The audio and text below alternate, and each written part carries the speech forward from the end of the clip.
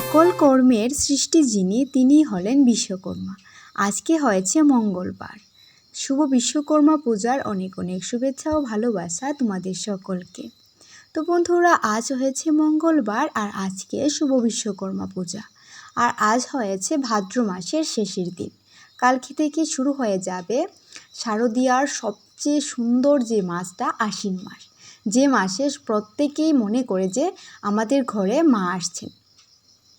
তো বন্ধুরা, আজ যেহেতু বিশ্বকর্মা পুজো, তাই আমিও বাড়িতে একটা ভোগ দিয়ে দেব ছোট্ট করেই। তাই বন্ধুরা, সকাল সকাল স্নান টান সেরে বসে পড়লাম পুজোর জোগাড় যন্ত্র করতে।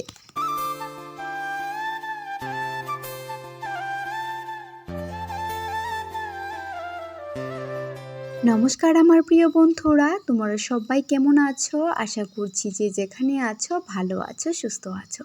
তোমাদের আশীর্বাদে আমি অনেকটা ভালো আছি। ত্রিপুরার ছোট্ট একটি গ্রাম থেকে আমি রিমা আমার এই ছোট্ট পরিবারে আসার জন্য তোমাদের সকলকে জানাই অনেক অনেক শুভেচ্ছা ও ভালোবাসা।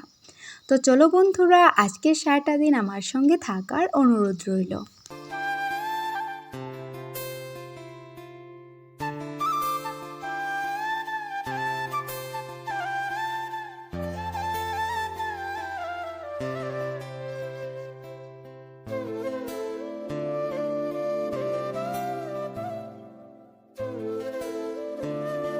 আমরা আগে ঘরে বিশ্বকর্মা পুজো করতাম না, ভোগ দিতাম না, কিন্তু যবে থেকে ভাই বাইক কিনেছে তবে থেকেই বন্ধুরা আমরা কিন্তু বাড়িতে বিশ্বকর্মা ঠাকুরের একটা ভোগ দিই। তো যেদিন প্রথম আমরা বিশ্বকর্মা ঠাকুরের ভোগ দিয়েছিলাম সেদিনই এই ফটোটা কিনে এনেছিলাম আমি আর ভাই মিলে। তো কালকে গিয়েছিলাম আমি আর মা বাজারে খরচা আনতে, পুজো ঠাকুরের আর কি পুজোর। তো গিয়ে দেখেছিলাম, জানো তো বন্ধুরা, ছোট্ট ছোট্ট বিশ্বকর্মা ঠাকুর উঠেছে। তো আমার না দেখে অনেকটাই ভালো লেগেছিল, কিন্তু আমাদের যেহেতু ফটো রয়েছে তাই বন্ধুরা আর বিশ্বকর্মা ঠাকুর আনা হলো না। তো ফটোটা কিন্তু খুবই সুন্দর বন্ধুরা, আমি চয়েস করে এনেছিলাম। আমি আর ভাই গিয়েছিলাম সে বছর বাজারে, গিয়ে এই বিশ্বকর্মা ঠাকুরকে এনেছিলাম আমাদের ঘরে।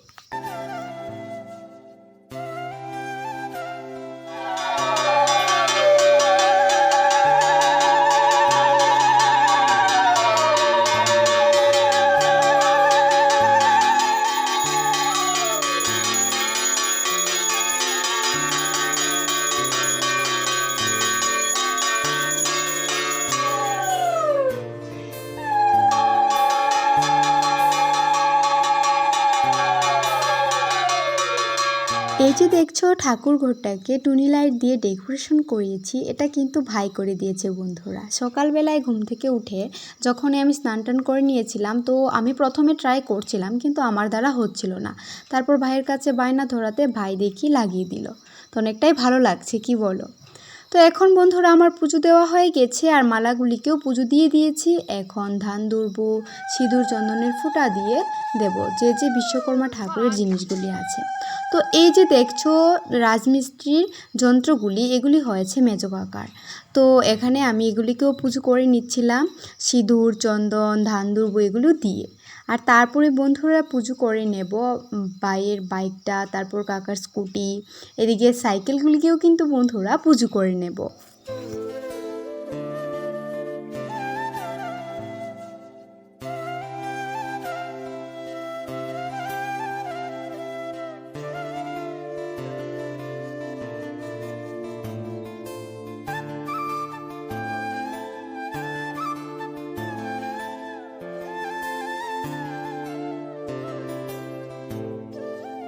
তো গতবার ছিল শুধু ভাইয়ের বাইক, আর এই বছর দেখো কাকা একটা স্কুটিও নিয়েছে, তো সেটাকেও পুজো করা হচ্ছে। তো এই নিয়ে সবাই বলাবলি করছিলাম, এভাবে যদি লাইন করে দাঁড় করিয়ে গাড়ি পুজো করা হতো তাহলে কেমন লাগতো। তো সবাই বলছিল, কারণ আমরা না কখনো এই পরিস্থিতিতে আসবো সেটা ভাবাই যাচ্ছিল না। কারণ আমাদের না কোনো পিতৃ সম্পত্তি বলে কিছু নেই, যা হচ্ছে তা নিজেরা করা হচ্ছে। যে দাদার যে পৈতৃক ভিটে এগুলি কিন্তু আমাদের নেই বন্ধুরা। তাই যা করা হচ্ছে কষ্ট করে উপার্জিত হয়ে তারপরেই বন্ধুরা এগুলি করা হচ্ছে। তো আমরা না আগে অনেকটাই অচল ছিলাম, তো এখন মোটামুটি ভালোই। তো আমরা সবাই মিলে এটাই বলছিলাম যে কখনো কিন্তু আশা করা হয়নি যে এভাবে পুজো করা হবে গাড়ি বাইক বাইক তারপর স্কুটি। তো এটাই বলাবলি করছিলাম আর কি। তো দেখো আমি ধীরে ধীরে সমস্ত জিনিসগুলিকেই পুজো দিয়ে দিচ্ছি। আর ভাই দেখো ভাইয়ের জন্য একটা মালা এনেছে, কাকার স্কুটির জন্য একটা মালা এনেছে, আবার আমার ছোট ভাই কাকাতো ভাই সুবনের জন্য কিন্তু একটা মালা এনেছে, মানে ওর সাইকেলে দেওয়ার জন্য। তো ওর সাইকেলেও দিয়ে দেবো, কারণ ওর মনটা খুশি করার জন্যই বন্ধুরা। কারণ ও তো ভাবতে পারে যে ওদের বাইকে মালা দিল, আমার সাইকেলটাতে তো মালা কই। তার জন্যই বন্ধুরা ভাই একটা মালা নিয়ে এসেছে, কিন্তু দুঃখের বিষয় হয়েছে মালাটা আমি পরাতেই পারছিলাম না।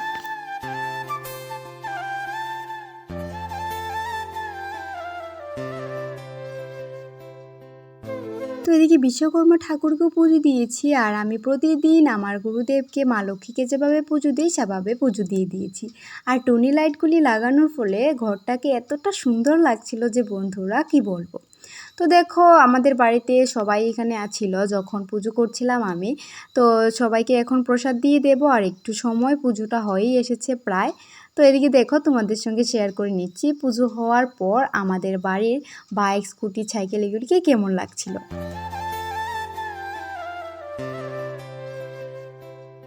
গুড ইভিনিং বন্ধুরা, এখন বাজে বিকেল প্রায় 4:30টার মতো। আর আমাদের গ্রামেই একটা পুজো আছে, নেমন্তন্ন করে গিয়েছে। তো সেখানে আমরা সবাই মিলে এখন যাচ্ছি। আর আমার স্টুডেন্টের বাড়িতেও বন্ধুরা নেমন্তন্ন ছিল, কিন্তু যেতে পারবো না, কারণ এদিকে চলে যাচ্ছি, একদিকে গিয়ে আর একদিকে যাওয়া সম্ভব নয়। তো এখানে দেখো পাড়ার সবাই মিলে বেরিয়ে পড়লাম, আরও অনেক লোকজন আছে, এবার আর যাবে না পাড়া থেকে। তো আমরা কজনই বেরিয়ে পড়লাম, আমাদের বাড়িরই বেশি, আর রিম্পি, শানু মানে রিম্পির ভাই, আর একজন ঠাম্মা। তো আমরা সবাই মিলে চলে যাচ্ছি এখন এক জায়গায় প্রসাদ খেতে। এই যে দেখছো বন্ধুরা ছোট্ট করে একটা ঘর, এই ঘরটা হয়েছে আমার অঙ্গনওয়াড়ি সেন্টার। আমি যখন ছোট ছিলাম তখন এই সেন্টারটাতে পড়তাম। তো বন্ধুরা তোমাদের সঙ্গে ভাবলাম একটু শেয়ার করি। আর এখন চলে আসলাম পুজো বাড়িতে, আর এখানে সবাই মিলে গল্প করা হচ্ছিল। তো বন্ধুরা আজকের ব্লগটা তোমাদের কেমন লাগলো প্লিজ একটা কমেন্টের মাধ্যমে জানাতে ভুলো না। ভালো লাগলে অবশ্যই একটা লাইক করে দিও। তো বন্ধুরা দেখো কিছুক্ষণ গল্প করার পর এখানে বসে পড়লাম আমরা প্রসাদ খেতে। আর এই যে দেখছো ওদের বাড়িতে কিন্তু দুটো পুজো করা হয়েছে, একটা বিশ্বকর্মা ঠাকুরের পুজো আর একটা মনসা ঠাকুরের পুজো। তো আমরা এখানে বসে পড়লাম খিচুড়ি ভোগ খেতে। তো আজকের ব্লগটা কেমন লাগলো বন্ধুরা প্লিজ কমেন্ট করে জানাবে। তো চলো আজকের মতো এখানেই বিদায় নিয়ে দেখা হবে সুন্দর আরও একটি ব্লগের সঙ্গে। ততক্ষণ ভালো থেকো।